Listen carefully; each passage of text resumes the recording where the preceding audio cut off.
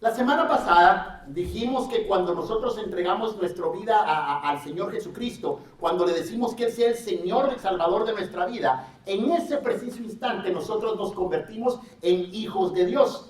Pero al mismo tiempo inicia un camino, inicia un peregrinaje, inicia un proceso que dura absolutamente toda la vida. Dijimos que ese proceso, la palabra de Dios que está implantada en nuestros corazones, es el ingrediente básico, es el alimento que nos permite a nosotros crecer. Cuando Dios nos habla, tenemos que aprender a poner en práctica lo que hemos oído, tan pronto como lo oímos, porque tendemos a ser olvidadizos. Vimos la semana pasada que el pueblo de Israel estaba a punto de celebrar una fiesta por primera vez como se debía de celebrar. Era la fiesta de las enramadas, una fiesta que nos ayudó a comprender tres cosas importantes. La primera es que no debemos olvidar nunca que todo lo que hemos recibido viene de parte de Dios como un regalo. La segunda cosa que dijimos es que nuestro pasado, nuestra historia, nuestros fracasos y también nuestros éxitos son solo una excusa para que nosotros podamos tener la oportunidad de compartir con otras personas de la bondad de Dios. Y por último, mencionamos que en este mundo nosotros vamos a tener preocupaciones, vamos a tener aflicciones, pero que tenemos que aprender a confiar que todo esto que nosotros pasamos es temporal. Esto que nosotros tenemos acá es solamente una morada temporal, no es nuestro destino final. Hoy el pasaje que vamos a leer es el capítulo 9 y capítulo 10 de Nehemías, pero como es largo, vamos a seleccionar solo algunos pasajes, así que les pido que por favor sigan la lectura aquí en la pantalla. Dice así la palabra de Dios. El día 24 del mismo mes, los israelitas volvieron a reunirse para ayunar, vestidos con ropas ásperas y con la cabeza cubierta de polvo. Para entonces, los israelitas ya habían apartado de sí a los hijos de los extranjeros, y puestos de pie, los israelitas confesaron sus pecados y los de sus padres, y así de pie, durante 3 horas, escucharon la lectura del libro de la ley del Señor su Dios. Y luego, durante las siguientes 3 horas, el pueblo confesó sus pecados y adoró al Señor. Luego, los levitas, Josué, Bani, Cadmiel, Sebanías, Binui, Serebías, Bani, Kenani, subieron los escalones y en voz alta clamaron al Señor. Por su parte, los levitas Josué, Cadmiel, Bani, Jezabnías, Serebías, Odías, Sebanías y Petajías dijeron al pueblo: vamos, bendigamos al Señor nuestro Dios desde la eternidad y hasta la eternidad. Tú has actuado con justicia en todo lo que nos ha sucedido, porque tú haces todo con rectitud. Nosotros, en cambio, hemos hecho lo malo. Ninguno de nuestros antepasados cumplió la ley, ni nuestros reyes, ni nuestros príncipes, ni nuestros sacerdotes, ni nuestros padres. Ninguno de ellos obedeció tus mandamientos, ni escuchó tus reprensiones. Aceptaron los numerosos reinos que por tu bondad les diste y disfrutaron de la vasta y fértil tierra que les entregaste, y ni aún así quisieron servirte, ni se arrepintieron de su maldad. Por eso hoy vivimos como esclavos de otros. Somos esclavos en nuestra propia tierra, la tierra que prometiste a nuestros antepasados para que disfrutaran de sus productos. Sus frutos son abundantes, pero ahora van a parar a los graneros de los reyes que nos dominan, y todo a causa de nuestra maldad.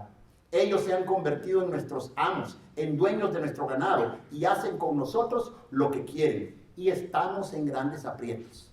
En vista de todo esto, hoy nos comprometemos contigo, y nosotros, nuestros príncipes y los sacerdotes y los levitas, firmamos este compromiso. El resto del pueblo, junto con los sacerdotes, levitas, porteros, cantores, los criados del templo, todos aquellos que se habían apartado de los pueblos extranjeros, sus esposas, los hijos y sus hijas, y todos los que podían entender y comprender, se reunieron con sus hermanos y con los jefes importantes del pueblo para jurar que se comprometían a obedecer la ley que Dios les había dado a su siervo Moisés, y cumplirían todos los mandamientos, decretos y estatutos del Señor nuestro Dios. Prometieron que sus hijas no se casarían con extranjeros y que tampoco sus hijos se casarían con extranjeras. También se comprometieron a observar los días de reposo y toda fiesta sagrada, y a que en esos días no comprarían ninguna mercancía ni comestibles que vendieran a otros pueblos, y que el 7º año dejarían descansar la tierra y condonarían todas las deudas. Oremos. Gracias, Padre, te damos en esta mañana porque podemos abrir tu palabra. Hoy, como todos los domingos y como cada vez que abrimos tu palabra, te pedimos que sea cierta la promesa de que tu Espíritu Santo sea nuestro maestro y que al abrir tu palabra entendamos lo que ella dice, la grabemos en nuestra mente, la atesoremos en nuestro corazón y que al salir de este lugar podamos vivir por tu palabra. Padre, yo también te ruego por mí, para que al abrir mi boca pueda hablar con denuedo y valentía el misterio del Evangelio de Cristo Jesús, quien es nuestro Señor y nuestro Salvador. Amén y amén. La historia de Nehemías suele verse como la historia de un hombre que tiene habilidades excepcionales de liderazgo, que ayudó, que dirigió al pueblo de Israel a construir las murallas de la ciudad. Él, junto con un montón de personas, son vistos como líderes, como grandes ejemplos de cómo hacer las cosas. Hay libros de libros, hay cursos de cursos, han habido talleres alrededor de este libro que han extraído principios, que han extraído puntos claves, guías, recetas que sirven para mejorar nuestra efectividad como líderes o como padres o como jefes de familia o como lo que nosotros pensemos en la posición que Dios nos ha puesto. Hay conferencias que a partir de esta historia de Nehemías nos hablan sobre visión, nos hablan sobre misión, nos hablan sobre metas, nos hablan sobre estrategias, nos hablan sobre cómo obtener retroalimentación, de cómo corregir el rumbo y de cómo celebrar nuestros triunfos. Ciertamente algo de eso podemos encontrar en este libro, pero seguro que de eso no es lo que trata la historia de Nehemías. Pronto, cuando nosotros nos adentramos en esta historia, nos dimos cuenta de que trata mucho más de la reconstrucción de los muros. La historia de Nehemías es una historia de redención, es una historia de restauración del pueblo de Dios. Descubrimos que aunque la historia coloca a Nehemías y a Esdras y a otros personajes como actores importantes de la historia, el hilo central, el conductor, el director de toda esta historia es Dios. Es su providencia, es su amor, es su misericordia, es su gracia. Es la historia del Evangelio, de las buenas nuevas de que Dios es Salvador. En cada uno de los datos, de las fechas, de las fiestas, de todos los eventos que suceden, nos permiten entender cómo Dios no solo nunca se olvida de sus promesas, sino que en amor y con supremo control actúa en el tiempo correcto en beneficio de toda su creación. Esto es algo que tenemos que tener bien claro en nuestra mente. Dios no apaga fuegos. Dios lleva a cabo su plan. Eso es distinto. Hasta en los momentos en que a nosotros nos parece que todo se salió de control, Dios siempre está en control. En estas 11 semanas, caminando a través de esta historia, hemos visto la más grande historia de salvación, la historia del Evangelio, que arranca siempre con la iniciativa de Dios. Es Dios quien años antes había colocado a Ciro en el poder para darle libertad a su pueblo. Es Dios quien comisionó a Zorobabel para guiar a los primeros fuera de Babilonia, de regreso a Israel. Es Dios quien llevó a Esdras para guiar al pueblo, para encontrarse con Dios a través de su palabra. Es Dios quien llevó a Nehemías para reconstruir las murallas y para reconstruir la nación. Y ahora es Dios quien está moviendo al pueblo al arrepentimiento. El orden de los acontecimientos es importante. El orden, en este caso de los factores, es muy importante porque, repito, nos apuntan el Evangelio y para entender el Evangelio hay que entender bien el orden de las cosas. La libertad, la restauración, la redención de Israel no nace de iniciativa del pueblo, nace en el corazón de Dios. Y esa es la historia que vemos una y otra vez en el Antiguo Testamento. Dios fue el que tomó la iniciativa cuando el hombre pecó en el Edén. ¿Dónde estás? Fue el grito que Dios dio en medio del Edén cuando andaba buscando a Adán y Eva en el huerto. Dios tomó también la iniciativa al llamar a Noé, al llamar a Abraham, al llamar a Moisés. Dios tomó la iniciativa al enviar a Nehemías y Dios tomó también la iniciativa para enviar a Cristo Jesús a esta tierra. Todo a su debido tiempo. Dice la palabra de Dios, pero cuando se cumplió el tiempo señalado, Dios envió a su Hijo que nació de una mujer y lo sujetó a la ley para que redimiera a todos los que estamos sujetos de la ley, a fin de que recibiéramos la adopción de hijos. Y por cuanto ustedes, nosotros, somos hijos, Dios envió en nuestros corazones al Espíritu Santo, el cual clama, Abba, Padre. Así que ya no somos esclavos, sino que somos hijos. Y si somos hijos, también somos herederos de Dios por medio de Cristo Jesús, dice su bendita palabra. Y esta iniciativa no la tomó porque nosotros fuéramos buenos o porque habíamos tomado las decisiones correctas. No fue así. Adán y Eva no estaban buscando a Dios. Al contrario, se estaban escondiendo de Dios. Abraham no vivía en las mejores ciudades donde estaban las personas más cultas y más religiosas. Abraham vivía en Ur de los Caldeos, una ciudad que era pagana y que adoraba todo tipo de dioses. Moisés no estaba buscando a Dios, estaba ya en el desierto cuidando a las ovejas. Nehemías estaba tranquilo frente a la corte del rey, sirviendo al rey persa. Y nosotros, la palabra de Dios dice esto, que a su debido tiempo, cuando nosotros éramos débiles, cuando aún nosotros éramos pecadores, Cristo murió por nuestros pecados.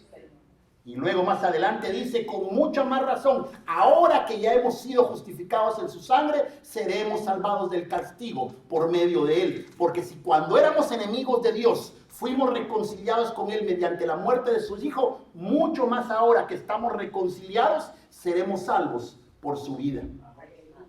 Nuestro Dios no pidió nada.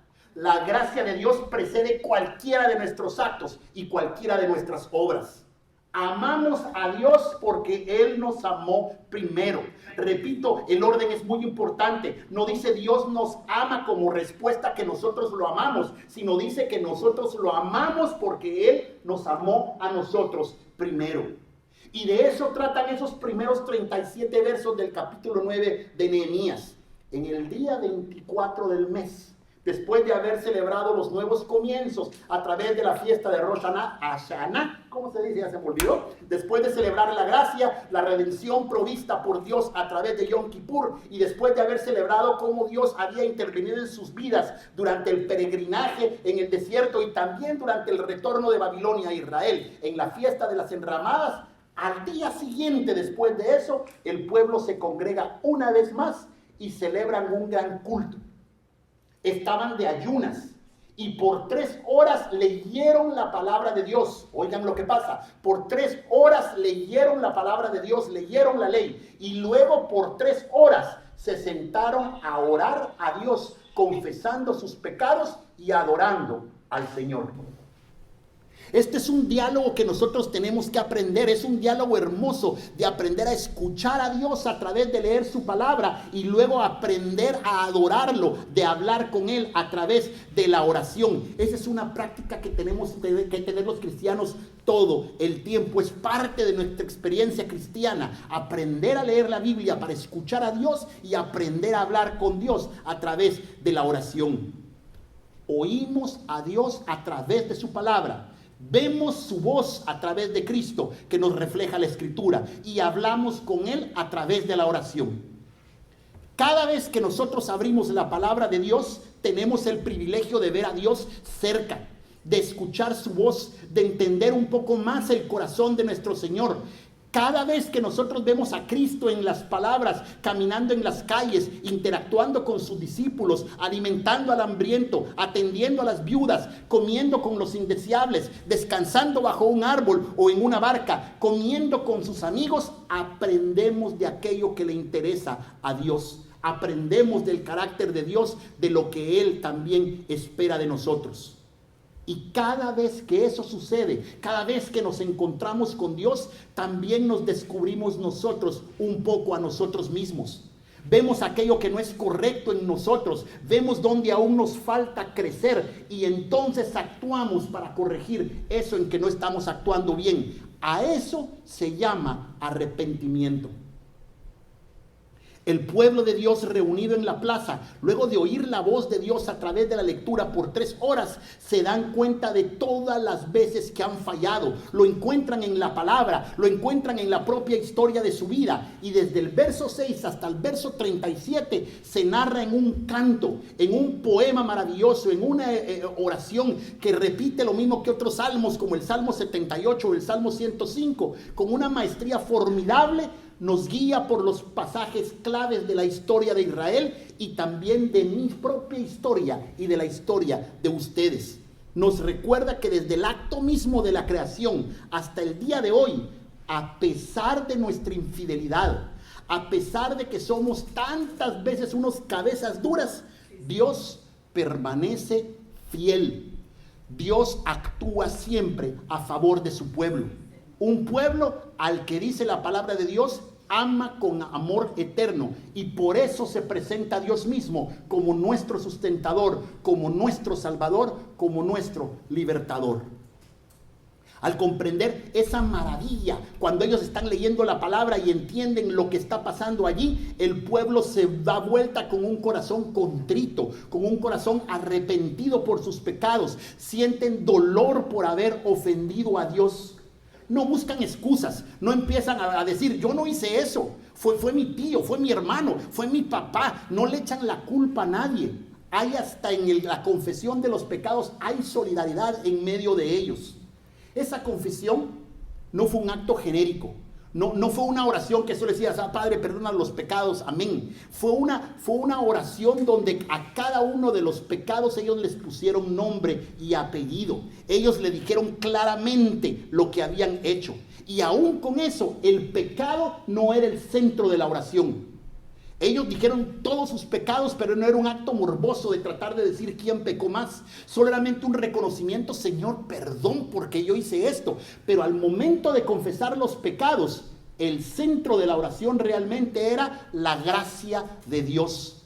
Que a pesar de la infidelidad continua de nosotros, a pesar de las veces que nosotros fallamos, la gracia de Dios siempre fue más grande que el pecado. Ese es el evangelio, eso es la buena noticia, que allí donde el pecado abundó, sobreabundó la gracia, para que así como por el pecado entró la muerte, también la gracia reine por la justicia, para darnos vida eterna mediante nuestro Señor Jesucristo. Seguimos el orden. El pueblo no confesó sus pecados para buscar el favor de Dios. El pueblo confesó sus pecados porque ya contaban con el favor de Dios. Eso es distinto. Cuando el pueblo comprendió lo que Dios ya había hecho, cuando el pueblo entendió toda la forma en que Dios los había cuidado por tanto tiempo, entonces la confesión seguía como un acto de lógica. Dios, tú has sido tan bueno para mí. Te he fallado tantas veces, pero tu bondad y tu misericordia nunca me han abandonado. Ese es el evangelio de Cristo Jesús, que a pesar de nuestros reiterados errores, a pesar de nuestras reiteradas faltas, nuestro Dios siempre ha sido bueno para con nosotros. Ha sido bueno en tal manera que, comprendiendo que la paga del pecado es muerte, Él mismo se ofreció para sufrir lo que a todos nosotros nos tocaba sufrir. De manera que nuestra culpa, nuestro dolor, nuestro pecado, dice la palabra de Dios, fue puesto sobre los hombros de Cristo Jesús. Yo ya no tengo que pagar por ello, porque Él ya pagó todo clavado allí en la cruz. Y ahí es donde entra nuestro arrepentimiento. Es allí donde debemos caer de rodillas y decirle a Dios, gracias. Porque a pesar de, y en ese momento entra la confesión, a pesar de que le fui infiel a mi esposa, a pesar de que he robado, a pesar de que he matado, a pesar de que he hecho esto, todas las cosas que yo he hecho, y cada uno tenemos que tener el valor de pararnos enfrente de Dios y decirle, esto es lo que yo he hecho. A pesar de todo eso, el corazón no es el pecado. A pesar de todo eso, tú has sido fiel. Tú has sido misericordioso y me has perdonado en Cristo Jesús. El capítulo 9 termina con un verso fabuloso. Dice, en vista de todo esto, hoy nos comprometemos contigo. Nosotros, nuestros príncipes, los sacerdotes, los levitas, todos firmamos este compromiso. ¿Qué es en vista de todo esto? Es en vista de haber reconocido que la gracia de Dios, a pesar de todo el pecado cometido, que el pueblo entero decide comprometerse delante de Dios a vivir de una manera distinta. ¿Vemos nuevamente el orden? Ellos no tratan de vivir una vida distinta para ver si así agradan a Dios y entonces que Dios los perdone. No, es al revés. Es precisamente en respuesta de la gracia recibida que el pueblo entiende que la mejor manera de vivir es bajo la gracia de Dios. Yo no trato de agradar a Dios para ver si me perdona. Yo me sé perdonado, entiendo lo que Cristo hizo por mí en la cruz y entonces agradecido por todas las cosas que yo he hecho, pero que Él me perdonó, Padre, ¿qué hago? Y entonces entiendo que la mejor manera es vivir bajo la gracia de Dios, siguiendo la norma de Dios. La ley no viene primero que la gracia. La gracia siempre viene de primero. No tratamos de vivir para ver si alcanzamos la gracia de Dios, sino que sabiendo que ya hemos sido nosotros alcanzados por su gracia a través de Cristo Jesús, entonces en respuesta de esa gracia, de su amor, nosotros vivimos para agradar a Dios. El orden es muy importante. Esa es la ley de la libertad. La otra ley me obliga a hacer para ver si Dios se agrada. La ley de la libertad es, Él ya lo hizo todo. Entonces yo simplemente trato de vivir para agradar a mi Dios. No se trata de congraciarnos con Dios a través de nuestros actos. Eso es imposible. No podemos hacer nada para nosotros agradar a Dios. El arrepentimiento verdadero tiene que ver con comprender el gran amor con que fuimos amados, de comprender la misericordia de Dios que ha sido dada a nosotros a pesar de nuestras rebeliones, de comprender que Dios mismo salió a nuestro encuentro en la persona de nuestro Señor Jesucristo, que nos perdonó, que nos limpió y ahora, en respuesta a lo que Él ya hizo, nosotros decidimos en agradecimiento, como lo hizo en ese momento el pueblo de Israel, abrazar con todo nuestro ser a Dios, a Cristo y dedicarle nuestra vida de ahora en adelante. Este pacto que el pueblo de Israel se compromete parece lejano a nosotros. No corresponde a nuestra realidad. ¿Qué tengo que ver yo con los sacrificios y con todo esto? Parece que no tiene sentido porque al final en esta época ya no hay un templo, ya no hay levitas, ya no hay sacerdotes. La mayoría de nosotros ni siquiera tenemos una vida consagrada alrededor del ciclo agrícola para traer nuestro maíz y nuestro frijol y nuestros mejores granos y nuestras vacas al templo. Y como era el pueblo de Israel, tampoco ya tenemos sacrificios porque bendito el Señor, Cristo Jesús ya dio todo el sacrificio. Sin embargo, hay algunos principios de ese pacto que ellos hicieron con el Señor Jesucristo que nos pueden ayudar el día de hoy. Y vamos a ver rápidamente esos principios y con eso vamos a tratar de terminar en esta mañana. Cuando el pueblo se arrepiente y decide volcarse en agradecimiento a su Dios por esa gracia inmerecida, lo primero que hacen, lo primero que ellos se comprometen es a vivir de acuerdo a la palabra de Dios. Dice Juan que en el principio era la palabra y la palabra vino y moró entre nosotros y vimos su gloria. Cristo Jesús es la palabra. Es convertirnos a Cristo, es acercarnos a Cristo, es leer su palabra y convertir la palabra de Dios en el centro de nuestras vidas. La mayoría de las confesiones cristianas dicen esto, que la Biblia es nuestra regla suficiente de fe y de conducta. Esto quiere decir que la Biblia, allí está lo que creemos, lo que vivimos los cristianos. Allí nosotros encontramos la base de nuestra vida, en la palabra de Dios. Ese es el mensaje que nosotros encontramos, por ejemplo, en 2 Timoteo 3, 16 y 17, que toda la Escritura, toda es inspirada por Dios y es útil para enseñarnos, para redarguirnos, para corregirnos, para instruirnos en justicia, a fin de que el hombre de Dios sea perfecto, preparado para toda buena obra. ¿Por qué buscamos entonces la palabra de Dios? Porque ahí Dios nos quiere instruir a través de ello y a través de eso lo entendemos mejor y aprendemos a vivir como quiere Dios que nosotros vivamos. Lo siguiente que hace el pueblo de Dios es preocuparse por compasión por la familia, por su propia familia, por la fe de su familia.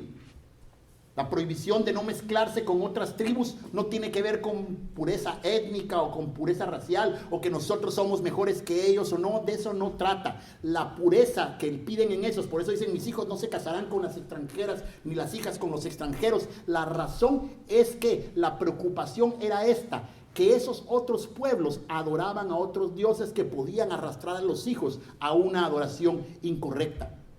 Ejemplos tristes tenemos en la Biblia. Nosotros podemos recordar, por ejemplo, al sabio Salomón, al más importante en sabiduría, según dice la palabra de Dios, que cayó al final de su vida, en su vejez, cayó en idolatría precisamente por eso, porque andaba con otras mujeres que adoraban a otros dioses y al final decidió, pues me siento con mis esposas a hacer lo que no es correcto.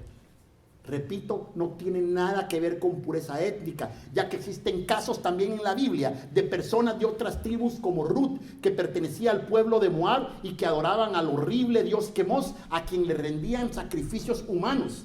Pero Ruth, en una de las confesiones de fe más hermosas del Antiguo Testamento, dice así: no me pidas que te deje, no me pides que me aparte de ti. A donde quiera que tú vayas, iré yo. A donde quiera que tú vivas, viviré. Tu pueblo será mi pueblo y tu Dios será mi Dios.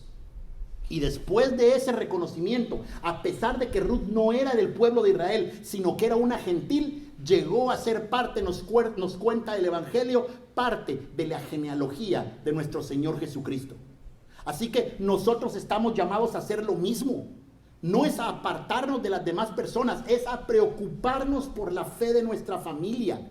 Debemos proveer todo lo necesario, todo lo que esté de nuestra parte para que nuestros hijos, nuestros sobrinos, nuestras tías, nuestros abuelos conozcan del Cristo único, del Cristo a quien nosotros servimos y adoramos. ¿Dónde es nuestro primer campo misionero? Con nuestros hermanos que no están acá. Y cuando digo hermanos, hablo de los de sangre. Hablo con nuestros primos, hablo de nuestras tías, hablo de nuestros vecinos con los que hemos crecido juntos, con los que nos juntamos a platicar, o un sábado a tomarnos un refresco o a comernos una carne. A esos, si nosotros los amamos, son los que nos tenemos que preocupar porque conozcan de nuestra fe. También dice que ellos se comprometieron a observar los días de reposo y toda fiesta sagrada, y que en esos días no comprarían ninguna mercancía ni comestibles que vendieron a otros pueblos. Detrás de esa promesa no era un asunto simplemente religioso. Detrás de esa promesa hay una intención clara de regresar al precepto bíblico básico de la adoración del pueblo de Israel, que debían de reservar el sábado, debían de guardar un día para que pudieran ellos concentrarse a la adoración de nuestro Dios, y eso se hacía en comunidad. Aprender a reservar el sábado significa que yo entiendo que mi vida entera no depende de mí. Él tiene el que me sustenta. Si tengo frijoles, si tengo carne, si tengo todo en la mesa, es porque Él me dio maná los 7 días de la semana. Por eso es que yo estoy tranquilo, no tengo problema de apartar un día del negocio, de salirme un día de lo que estoy haciendo para dedicárselo a mi Dios. Es aprender a parar un ratito y reflexionar lo bueno que ha sido Dios. Y eso no se hace solo de forma individual. Tenemos que aprenderlo a hacerlo en comunidad, como lo estamos haciendo acá. Y esa es la tercera cosa que nosotros tenemos que aprender, que tenemos que mantener una vida de adoración en casa y en comunidad. No se puede ser cristiano solitario. No se puede ser cristiano yo solito en mi casa. Necesito congregarme. La fe es personal, sí, pero también es comunitaria. Y reservar un día como lo hacemos el día de hoy es un reconocimiento de que todo lo que tenemos, todo lo que somos, se lo debemos a nuestro Dios. El aspecto comunitario va aún más allá. Nos recuerda que para mantenernos firmes en la fe, nos necesitamos. Yo no puedo batallar solo. Hebreos nos recuerda que para mantenernos firmes y sin fluctuar la esperanza que nosotros profesamos, tenemos que tenernos en cuenta los unos a los otros a fin de estimularnos al amor y a las buenas obras. Por eso no dejamos de congregarnos como es costumbre de algunos, dice Hebreos, sino animémonos los unos a los otros. Al final del verso 31 en el capítulo 10, el pueblo de Dios se compromete a que en el 7º año ellos dejarían descansar la tierra y condonarían las deudas. ¿Para qué hacen esto? Dejan descansar la tierra y dejan que cualquier grano que creciera de forma silvestre fuera para los pobres de Israel. Y además iban a condonar la deuda de todas las personas. La promesa tiene detrás la idea de que así como Dios es compasivo, así como Dios es misericordioso, nosotros también debemos esforzarnos en ser compasivos y misericordiosos con nuestros semejantes. Todo lo que somos, todo lo que tenemos, todo ha sido recibido por parte de Dios y es para nuestro gozo. El trabajo, la carne que recibimos o los frijoles que tenemos, el dinero que tenemos para irnos de vacaciones, eso es para nuestro gozo, pero también para que lo podamos poner para beneficio de otras personas que están en más necesidad que la que nosotros tenemos.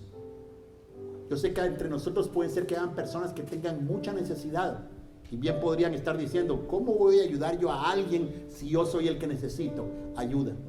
Y sin embargo, la historia de la viuda allá en el Nuevo Testamento nos recuerda que siempre es posible ayudar a alguien, porque esa viuda dio todo lo que tenía, 2 moneditas, pero lo dio todo para servir al Señor.